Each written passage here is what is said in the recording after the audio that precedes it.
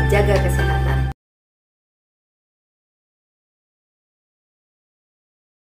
Shalom sahabat Alpetra Ministry yang sangat dikasihi Tuhan, yang juga menyayangi keluarga satu sama lain. Dan juga tentunya salam sehat selalu buat Anda semua Sobat Alpetra Ministry dimanapun dan sedang apapun saat ini. Shalom, Maranatha.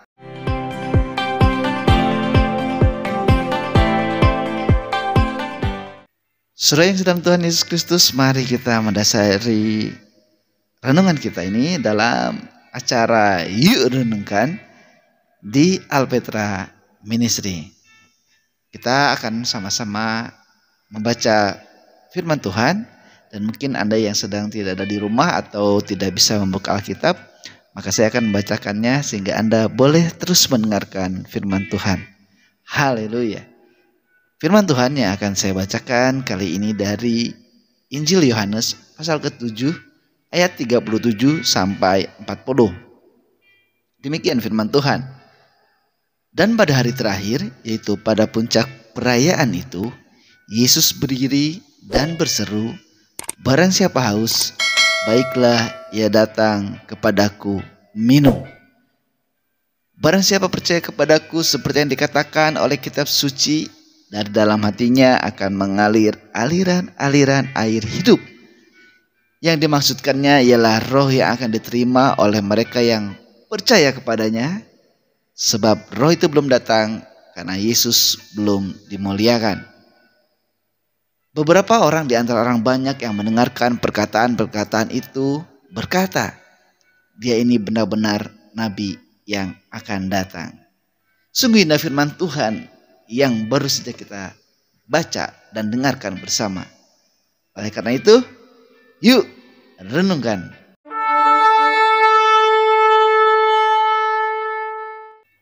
Sahabat Alpetra Ministry yang dikasihi Tuhan, kalau kita baca di ayat yang ke-37 ya, kita baca di situ ada kata pada hari terakhir, pada puncak perayaan itu. Nah, yang dimaksud di sini adalah bahwa pada saat Tuhan Yesus mengatakan hal ini di depan banyak orang, itu ada hari raya Pondok Daun, atau juga ada yang menyebutnya hari raya Tabernakel ya. Dan sebetulnya di dalam ayat sebelumnya sudah jelaskan bahwa ini adalah akan ada perayaan hari raya Pondok Daun. Perayaan ucapan syukur panen, tradisinya orang Yahudi atau Israel pada saat itu ya. Jadi hari raya Pondok Daun itu sebetulnya dulunya itu diadakan sebagai hari raya panen gitu. Dulu waktu saya kecil tuh sering kali ya ada di beberapa gereja ya, terutama di daerah, mungkin masih ada sampai sekarang, saya kurang tahu ya. Karena waktu itu biasanya ada seperti ini gitu, hari raya Pondok Daun ya. Jadi para petani, orang yang berkebun, mereka mempersembahkan hasil berkebunnya atau hasil bertaninya, atau bahkan juga hasil ternaknya yang dipersembahkan ke gereja ya. Lalu bukan berarti di gereja itu setelah terkumpul bukan berarti dimanfaatkan untuk hal-hal yang bersifat pribadi ya, atau maksud saya untuk kepentingan gereja gitu. Tapi itu dimasak sama-sama, dimakan sama-sama, dan bahkan mengundang orang-orang dari luar desa mereka, dari kampung mereka, untuk sama-sama merayakan hari raya panen ini dengan rasa syukur kepada Tuhan Yesus. Nah, pada saat itu ya ada puncak perayaannya itu, mereka seperti melakukan ritual menumpahkan air yang menandakan bahwa air itu sebagai sumber kehidupan, sebagai simbol sumber kehidupan ya, air kehidupan atau sumber kehidupan. Nah, pada saat itulah Tuhan Yesus menyatakan bahwa sumber segalanya yang mereka cerminkan dalam air ya, air adalah sebagai sumber kehidupan. Sebetulnya air itu adalah Tuhan Yesus sendiri. Dan air yang menyucikan manusia dari dosa, ini sudah jelas ya, bahwa di kayu salib tercurah darahnya. Darahnya ini apa? Air kan. Dan juga ketika ditusuk oleh prajurit, dari tombaknya juga keluar air sampai habis, yang menyatakan bahwa saat itu sebagai manusia dia sudah mati.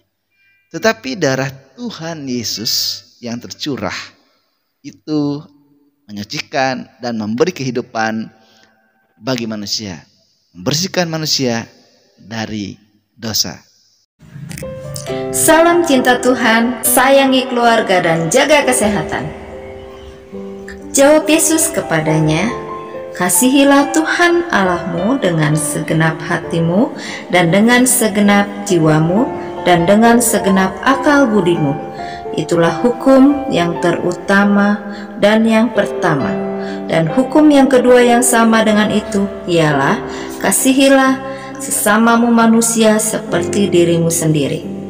Injil Matius pasal 22 ayat 37 sampai 39.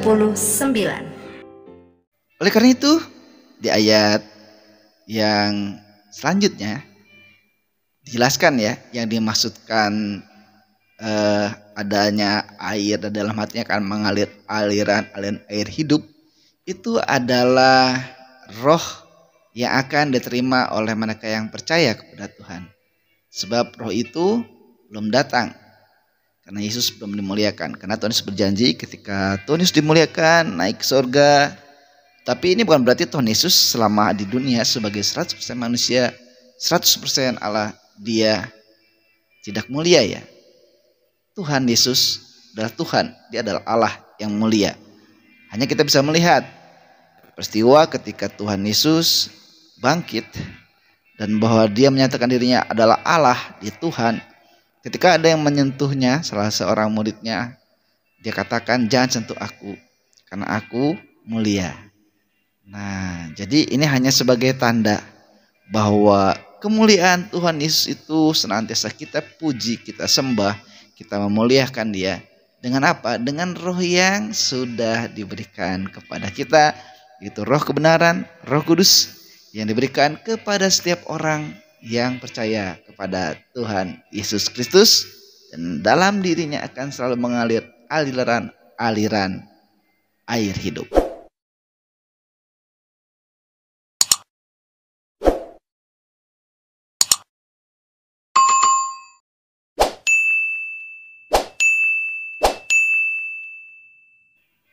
Saudara, di ayat yang ke-39 ini kita juga bisa melihat di dalam kitab Wahyu ya, yang sama-sama ditulis oleh Yohanes. Di dalam Wahyu 21 ayat 6 firman Tuhan berkata demikian. Firman-Nya lagi kepadaku, semuanya telah terjadi. Aku adalah Alfa dan Omega, yang awal dan yang akhir. Orang yang haus akan kuberi minum dengan cuma-cuma dari mata air kehidupan. Jadi kita yang kehausan akan kebenaran akan diberikan oleh Tuhan dengan cuma-cuma air kehidupan yang akan membuat kita tidak akan pernah haus lagi. Haus akan apa? Haus akan kebenaran, haus akan firman Tuhan, haus akan dimuliakan dan disegarkan hidup kita, kehidupan kita oleh Allah kita. Nah, saudara yang dikasihi dalam Tuhan, kalau kita melihat semakin tuanya bumi, semakin majunya dunia dengan dinamikanya ya, dengan teknologinya, dengan beberapa kejadian alamnya, dengan segala macamnya, maka banyak pula orang-orang yang pastinya akan merasakan haus secara rohani. Banyak pertanyaan yang tidak bisa terjawab oleh perkembangan teknologi, sekalipun banyak hal yang tidak bisa dijawab oleh kita dan oleh siapapun yang ingin tahu apa sebenarnya yang terjadi. Tetapi sayangnya untuk menempuh jawaban atau untuk mencari jawaban, mendapatkan jawaban, ada banyak orang yang begitu mudah percaya kepada solusi yang ditawarkan oleh orang-orang yang ingin mengaburkan kebenaran. Ada banyak orang yang mengaku bahwa dia adalah yang diberikan kepercayaan gitu oleh Allah langsung untuk menyatakan ini kebenarannya. Dan ada banyak orang yang seperti itu sebetulnya menyelewengkan dari hal-hal yang kebenar, dari hal-hal yang betul-betul sebetulnya secara rohani itu kepada Tuhan, membuat kita terbawa kepada hal-hal yang sebetulnya jauh dari kerohanian yang benar. Ada banyak muncul hal-hal baru, baik berupa ajaran atau apapun itu ya, demi memenuhi kekosongan rohani. Lalu ada orang yang haus, dikasih minumnya yang bukan air kehidupan tetapi air yang beracun. Nah, seperti halnya air ya, kita tahu menjadi benda yang sangat penting ya bagi kehidupan kita, karena tanpa air manusia tidak bisa hidup. Bahkan menurut penelitian katanya orang bisa nggak makan seminggu, tapi kalau nggak ada air mungkin dalam beberapa hari dia akan mengalami kedehidrasi mungkin ya, sehingga bisa meninggal. Tetapi kalau manusia itu menemukan air ya bisa diminum, maka mungkin nyawanya masih bisa tertolong ya dibandingkan dengan makanan. Ternyata air ini menjadi benda yang sangat penting. Itu sebabnya Allah menciptakan air sebagai hal yang penting untuk semua makhluk hidup ciptaannya. Untuk manusia aja ya, tapi semua yang hidup di dunia ini membutuhkan air. Entah itu tanaman, entah itu binatang ya, membutuhkan air. Air menjadi pelepas dahaga. Air bisa juga menjadi untuk hal membersihkan tubuh kita atau bahkan mencuci ya.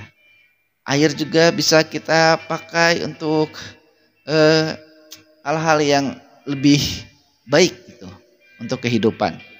Tetapi dalam hal ini air yang bersahabat itu, air yang menjadi sahabat kita ya, itu bisa juga menjadi bencana ketika air kita musuhi.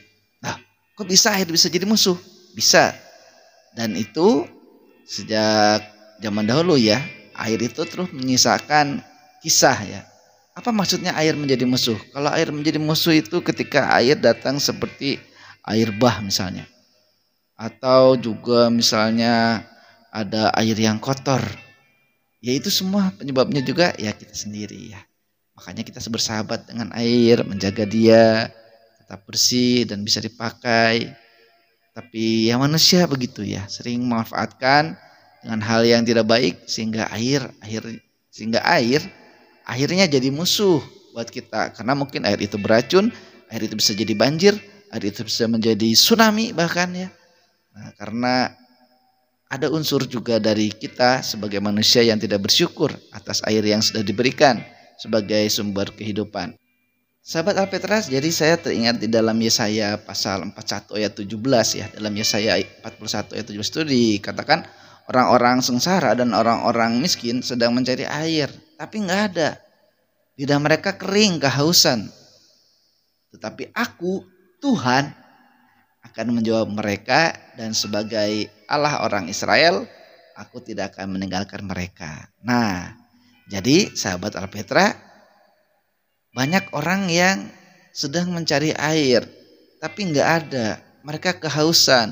Dan ketika mereka mencari, mereka salah nyarinya ya. Entah salah jalan, entah disesatkan, entah bagaimana ya. Tapi air ini adalah Tuhan Yesus sendiri. Air hidup adalah sumber dari air sumber kehidupan. Kalau kita lihat ya di dalam 1 Yohanes 4 ayat 5-43 di yang berikut sebelumnya berarti ya. Di situ ada dialog ya antara Tuhan dengan seorang perempuan di Samaria ya. Nah, dia lagi ngambil air intinya ya. Lalu Tuhan bilang, "Akulah air itu, air kehidupan itu," katanya. Dan bagaimana dia meresponi? Saudara bisa membacanya di dalam Yohanes 4 ayat 5-43 nanti ya. Nah, saudara, yang ingin saya katakan di sini bahwa Tuhan Yesus Kristus itu sumber air kehidupan sejati yang akan memberi hidup kekal. Tuhan Yesus sumber air kehidupan sejati yang akan memberikan hidup kekal bagi siapa saja yang percaya bahwa Yesus Kristus adalah Tuhan dan Juru Selamat secara pribadi.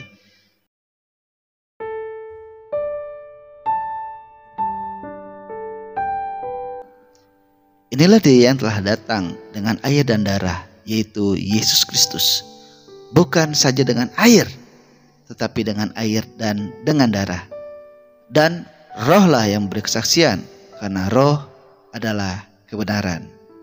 Sahabat Alpetra, seperti tadi yang telah kita renungkan dari Yohanes 7 ayat 39, maka di dalam surat 1 Yohanes ini kita semakin jelas ya bahwa Tuhan Yesus adalah sumber air kehidupan sejati.